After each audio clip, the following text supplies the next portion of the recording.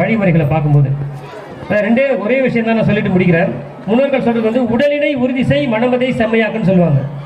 அதுக்கு வந்து ரொம்ப அடித்தளம் வைக்கிற வகையில் இந்த பள்ளிக்கூடம் இருக்குது. அதாவது இந்த ஸ்கூல் வந்து பேசிக் எதுக்காக போடுறாங்கன்னா மெயின் ரெண்டு விஷயம். இந்த ரெண்டு விஷயம் தான் எல்லாருக்குமே from the birth to death, பிறப்புலேருந்து இறப்பு வரைக்கும் ரெண்டே விஷயம் தான் எப்போதுமே நினைவில் வச்சுக்க வேண்டிய விஷயம். உடலினை உறுதி செய் மனமதை செம்மையாக்கு. உடலில் உறுதி செய்கிறதுக்கு இவங்க கொடுக்குற நிறையா ஃபிசிக்கல் எக்ஸசைஸ், கராத்தே, நிறையா இந்த தற்காப்பு கலைகள்லாம் சொல்லித்தராங்க.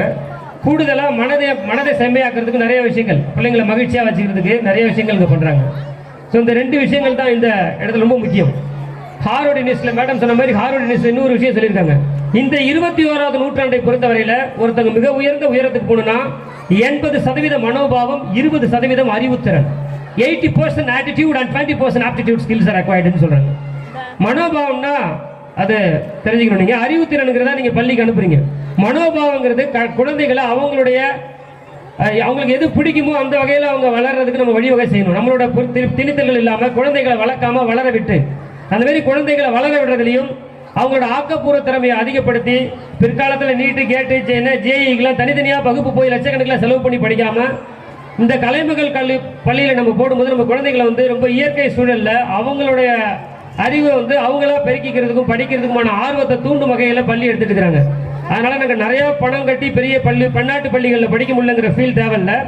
ஏன்னா முக்கியம் என்னன்னா குழந்தைகளை வந்து வளர்க்கக்கூடாது, வளர விடணும். வளர விடணும்னா ஒரு செடி வச்சு அதுக்கு தேவைப்படும் போது தண்ணி ஊற்றி எப்படி நம்ம பாதுகாத்து வளர்க்குறோமோ அந்த சூழலை தான் குழந்தைகளை வளர்க்கணுங்கிறதான் எல்லா மனோதத்துவ நிபுணர்கள், குழந்தை ஆராய்ச்சியாளர்கள் எல்லாமே சொல்றது. அதனால இந்த நூற்றாண்டை பொறுத்தவரை குழந்தைகள் மிகச்சிறந்த உயரத்துக்கு போகணும்னா அப்துல் கலாமா, இன்னும் பல்வேறு துறைகளில் சாதித்தவர்களாக வரணும்னா, ஒரு காமராஜெல்லாம் வரணும்னா அவங்களுக்கு வந்து மனோபாவம் ரொம்ப முக்கியம்.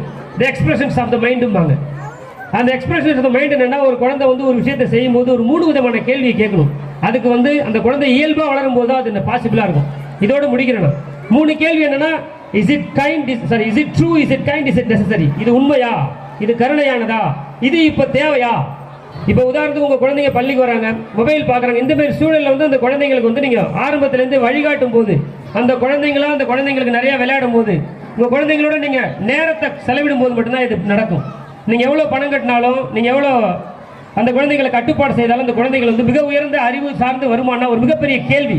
அப்போ நீங்கள் இந்த குழந்தைகளை வந்து வளர விடுறதுக்கு என்ன பண்ண முடியும்னா, நீங்கள் எவ்வளோ பணம் கட்டுறீங்க, என்னென்ன பொருள் வாங்கி கொடுக்குங்கிறது முக்கியமே இல்லை. எல்லா ஆராய்ச்சியிலும் சொல்கிறது, நானே ஒரு பேராசிரியர் இருந்தாலும் அடியே வீட்டுக்கு வந்தோடனே என்னோட மகனோட நேரம் செலவு பண்ணுறது ரொம்ப முக்கியம்.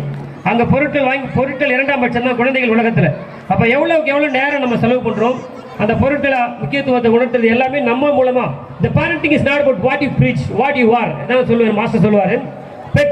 பெற்றோர்கள் என்பது நம்ம ஒன்று பேசிக்கிட்டு அவங்கள ஒன்று செய்ய சொல்லக்கூடாது. வீட்டில் போய் ஷூ கட்டுறதுல ஆரம்பித்து எல்லா விஷயத்தையும் தே ஆர் க்ளோஸ்லி அப்சர்விங். குழந்தைங்க பார்த்துக்கிட்டே இருக்காங்க, எப்படி பேசுகிறோம், எப்படி நடந்துக்கிறோம், எப்படி ட்ரெஸ், எல்லா விஷயத்தையும் நடந்துக்கிறதுனால முதல்ல குழந்தைகளுக்கு முன்னுதாரணமாக பெற்றோர்கள் இருக்க வேண்டும். பேசுகின்ற வார்த்தைகள் எல்லா விஷயத்தையும் நம்ம பண்ணும்போது மட்டும்தான் நம்ம குழந்தைகள் மிகச்சிறந்த அறிவாளிகளாக, நல்ல மனோபாவம் உடையவர்களாக வருவாங்க. குறிப்பாக இந்த நூற்றாண்டில் சிறந்த மனோபாவம், அறிவுத்திறன் 80% மனோபாவத்தோடு இருக்கணும். இந்த 3 கேள்வியை கேட்டு அதுக்கப்புறம் அன்பா, அக்கறையா, பொறுமையா, பணிவா, தன்னம்பிக்கையோட துணிச்சலாக இருந்தால் தான் அந்த குழந்தைகள் நல்ல மனோபாவத்தில் இருக்குன்னு அர்த்தம். அதனால உங்கள் குழந்தைகள் நல்ல மனோபாவம் வரணும்னா நீங்கள் குழந்தையை வளர்க்காம வளர விடுங்க. நம்ம கலைமகள் பள்ளியில் துணிச்சலாக தைரியமாக உங்கள் குழந்தைகளை சேருங்க. இப்போ நீங்கள் குழந்தைங்க நீங்கள் ஹோம்ஒர்க் பண்ணல, அப்படி பண்ணலன்னு சொல்லி நீங்கள் விரக்தி அடைய வேண்டிய அவசியம் இல்லை. நீங்கள் டீச்சர்ஸை ஒப்படைச்சிருங்க, அவங்க சரியாக வழி நடத்துவாங்க. இப்போதைக்கு குழந்தைங்களுக்கு தேவை அதிகமான விளையாட்டு, அதிகமான உற்சாகம், இந்த மாதிரி விஷயங்கள். இந்த பள்ளியில், கலைமகள் பள்ளியில் என்னை பொறுத்தவரை சென்னையில் போன்ற பள்ளியிலலாம் பார்க்கும்போது இது எனக்கு ஓகேங்கிறதுனால தான் நான் சென்னையில் ஒரு கல்லூரியில் பேராசிரியரை வேலை பார்த்த போதும் என் பையனுக்காக இங்கே வெயிட் பண்ணுறேன். ஏன்னா ஒரு சில ஸ்டேஜ் தாண்டி தான் குழந்தைங்களை வந்து நம்ம அந்த மாதிரியான முதல்ல குழந்தைங்களை தயார்படுத்தணும். பெரிய ஸ்கூல்லலாம் போகிறதுக்கு முன்னாடி அதுக்கு வந்து குழந்தைங்களுக்கு வயசு பக்குவம்லாம் வரும். அப்போ அதுக்கு வந்து மிக ஒரு சரியான ஒரு பிரைமரி ஸ்கூல், ஒரு தொடக்க கல்வி வந்து மிகச்சிறந்த முறையில் கொடுக்க நம்ம கலைமகள் பள்ளிக்கு வந்து நம்மளோட கரஸ்பாண்டன்ட் சைதேவுக்கு எவ்வளோ நன்றி சொன்னாலும் பார்த்தாது. ஸோ இவங்களோட சேவை மேலும் மேலும் தொடரணும்.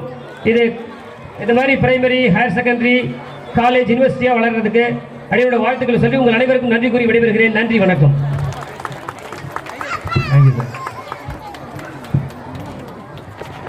Thank you for your valuable and inspiration speech, sir.